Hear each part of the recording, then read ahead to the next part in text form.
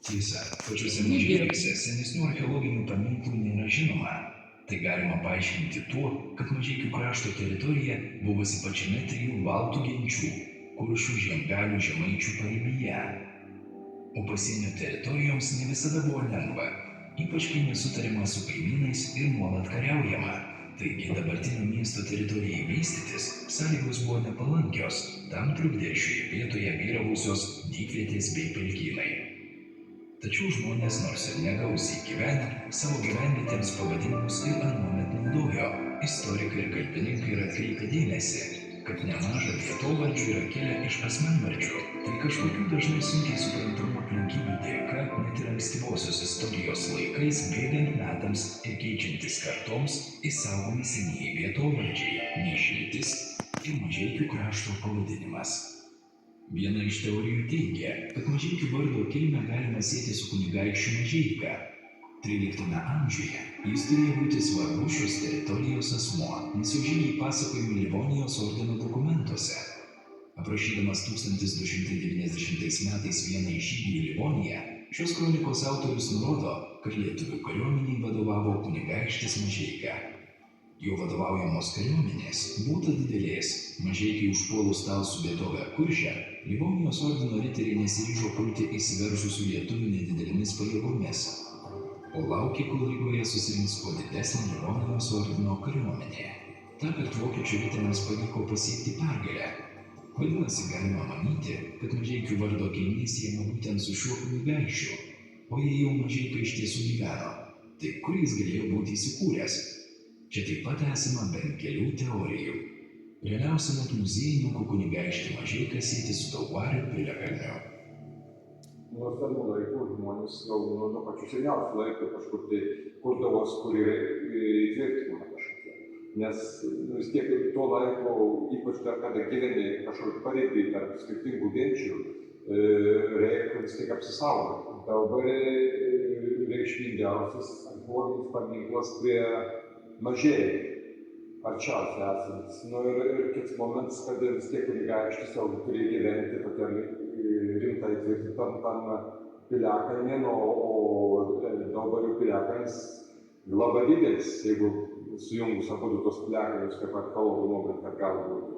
Kits momentas, kad to dvaras sunaikinimas irgi įvyko tuo pačiu laiku, kaip tai buvo nusiaubtas kunigaikščio Mažeikos dvaras. Ir štai šiandien Mažeikių kraštas, buvęs Kuršių, Žiemgalių ir Žemaičių genčių paribio teritorija, turi unikalią progą padėti lankytojams pajusti net trijų etnosų istorinį, kultūrinį ir dvasinį palikimą.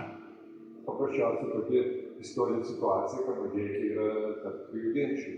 Ir ta Mažeikio teritorija, gal mažiau pačios Mažeikios, kaip mieste, mažiau tų archeologinių radinių, kaip tas atsitiktiniai, arba kažkas tai, jeigu buvo išvežta į Peterburgą XIX amžiuje tiesiant geležinkelį.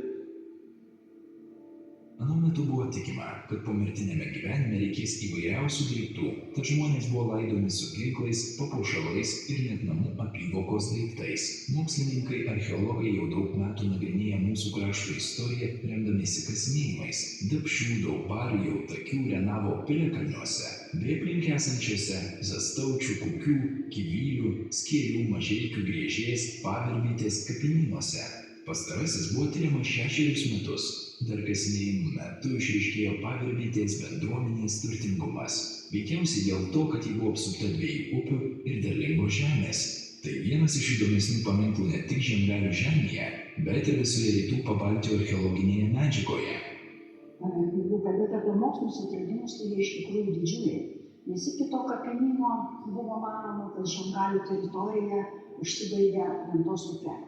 O suradus šitą paminklą ir jį ištyrus, o jį paliko būtent Žiemgalių bendruomenė, paaiškėjo, kad Žiemgaliai gyveno ir į vakarus nuo Ventos iki pat Virvytės.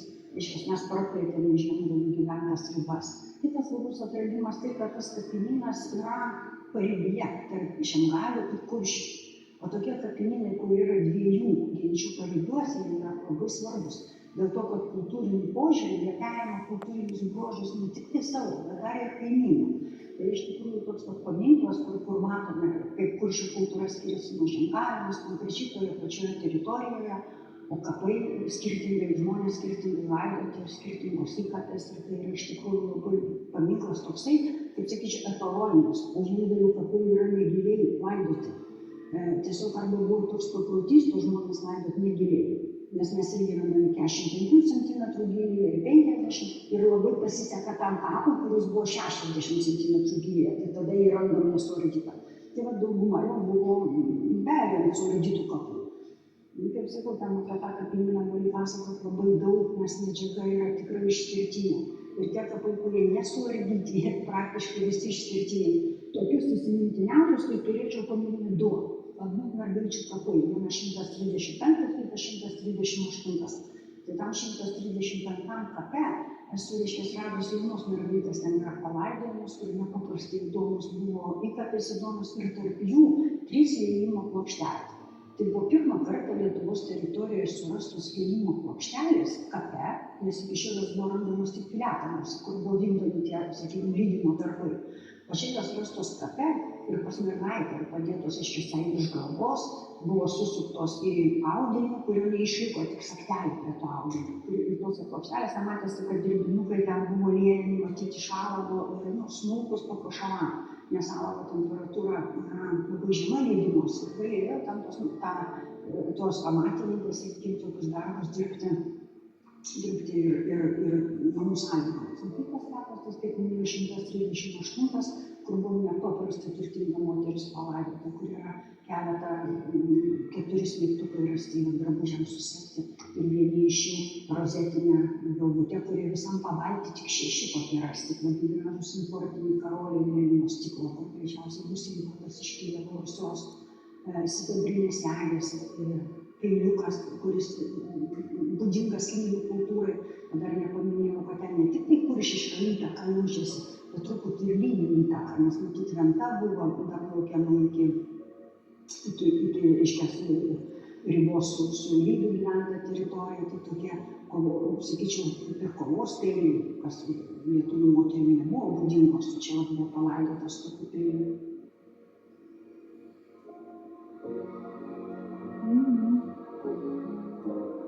Taigi, po mūsų kojomis po žeme tūno visa mūsų praeitis. Jame įvairiausi daiktai, pasakojantis mums apie tai, kaip seniau žmonės gyveno, ką veikė, kuo tikėjo. Muziejuje visuomeniai pristatomi patys įdomiausi, iškalbingiausi archeologų radiniai. Man pavyzdžiui, labai tokios sudėtinės iš kelių juostų sudarytos sankaklos, jos yra žemaičios, labai įdomios ir unikalios ir savo puošybą ir tokią savo meistrystę. Valandos ir komandos, jos konservuojant išryškėjo ornamentika, kuri nebuvo matoma, tai jie buvo dar iškasti. Paaiškėjo, kai kurie tiesiog yra puikus ir meno. Taip kad juvelyrika, senoji juvelyrika atskleidė daug įvairių paslapčių.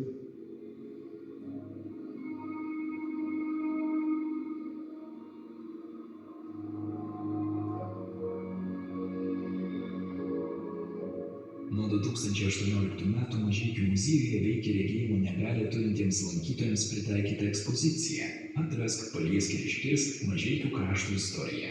Daktaras Gvidas Slach, daktarė Remigija Vaitkutė ir Martynas Stankus sukūrė archeologinių radinių kopijas, kurios pritvirtintos prie specialių baldų.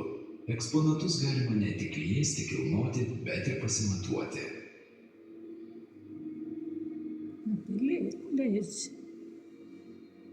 Aš kalbėjau apie Tavelę Holodzinskį rado šalmą.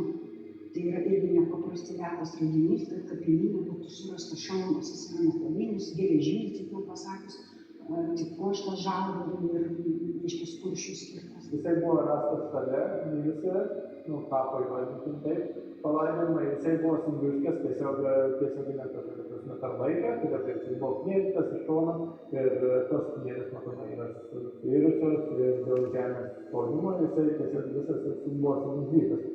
Tiesiog nuo pačio to šalmo negalėjau nei ardyti, nei tiesiog buvo žiūrima, kaip gali iš to, reiškias, pasakyčiau, kibiro gabalo, reiškias, su ploto atrodyti šalmo.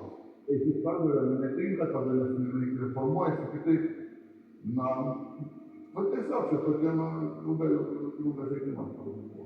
Ir žinoma, pačio atkūrimo metu ten yra įvairios tos technologinės galimybės, kaip tą visą yra darę, bet didžiausias indėlis atkūrime turėtų būti restauratorių. Čia jau nuopelnas. Na ir žinoma, po to jau, kai jau yra atkurta kažkokia tai dalis arba detalė, jau visa ta šiuo atveju šalmo, tai tada jau imasi rekonstruktoriai, kurie jau stengiasi atgaminti ir nukalti tokį pat dirbinį, kurį jau yra atkūrę patys restauratoriai. Archeologų darbas šiuo atveju yra rasti ir panaudoti tą medžiagą restauratoriams, kurie galėtų atkurti ir atpalaidus. Pagalvojus apie pačius pavyzdininkus, įdomiausias, aišku, to vadinamo damaskinio ietigalio šerdis, kurie yra vadinama vilko dantimis, ietigalio šerdis, centrinė dalis, įvardinti, tai plunksna, pati jinai yra suformuota dantukais tokiais. Šitą technologiją yra sąlyginai sudėtinga, jinai randama yra ganėtinai retai archeologinėje medžiagoje. Tai parodo tos prabangos prekė pirmiausia.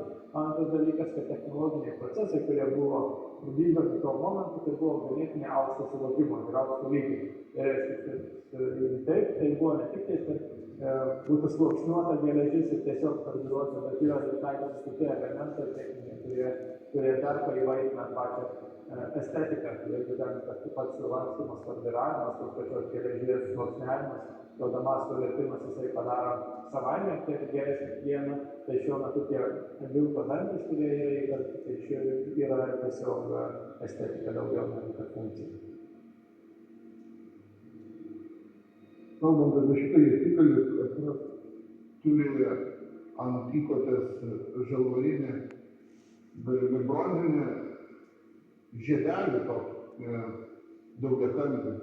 Man atrodo, tai yra toks kaip meistro kažkuria prasme iššūkis kitam meistrui. Pabandyk padaryti panašiai.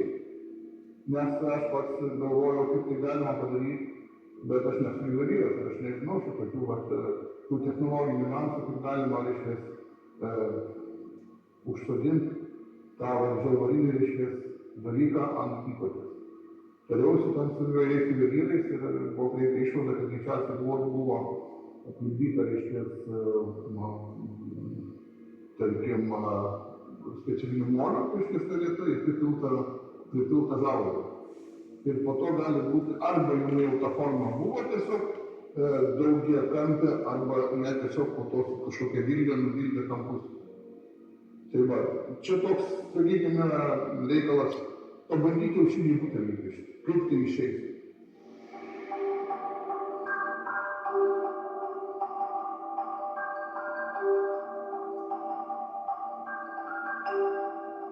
Neatsiejami nuo anų metų karų buvo kalavijai bei kirviai. Šiaip yra vėduokliai kirviai, jie sutinkami dažniau pas kuršius.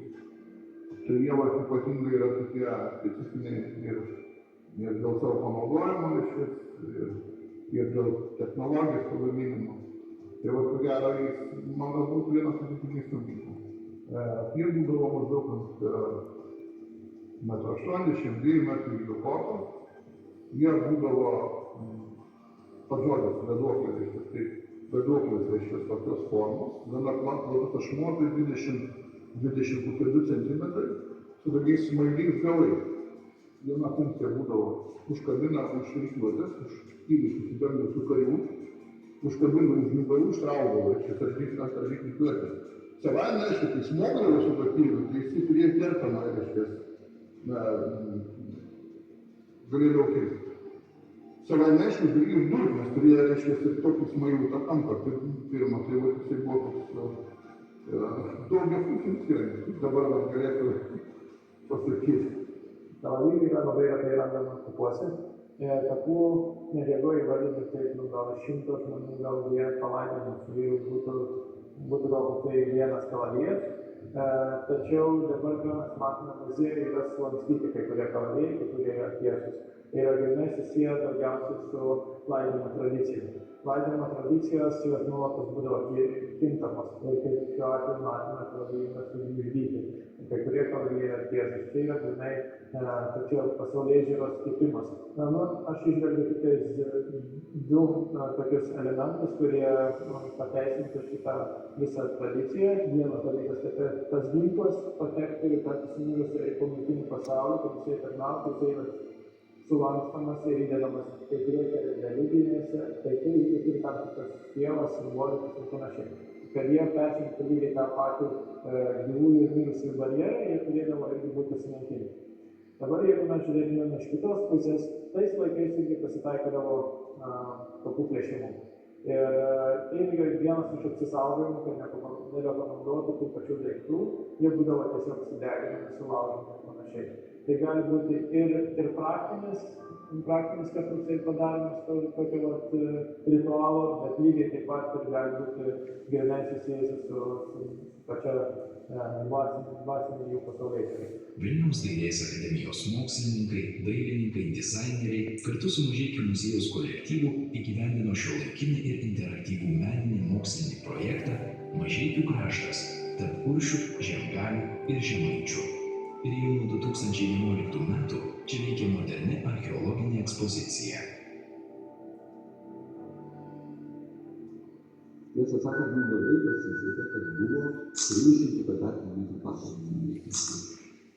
Ir kad atsitiko du aukštus. Nes čia perdaryti visos tos baldus naujai būtų buvę labai brangu. Dar, aišku, Mažeikių savivaldybė iš tikrųjų labai prisidėjo, nes visiems tiem darbam atlikti, padaryti, išleisti leidinius ir padaryti baldus, kurie tiktų muziejaus prieigai, nes šalia tokios ekspozicijos toks leidimas į muziejų, kuris buvo anksčiau, negalėjo būti.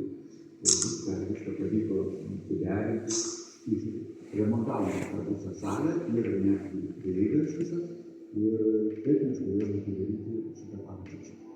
Ir aišku, dar didelę reikšmę turėjo tai, kad mes galėjome budinio restauravimo centre kreiptis į pačius vyriausius kultūros restauratorius.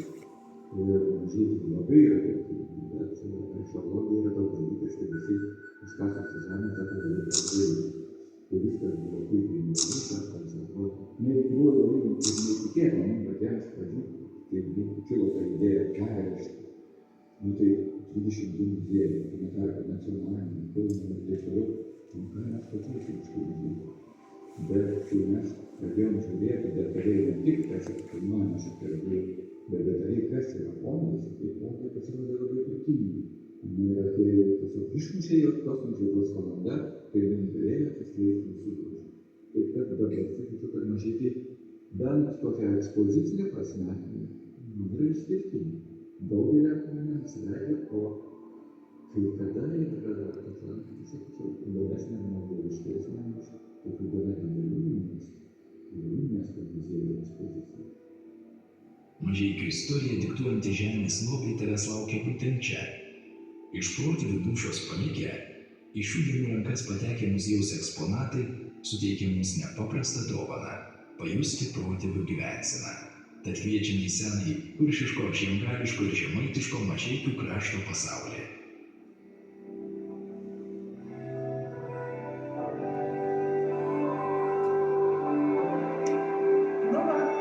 Labai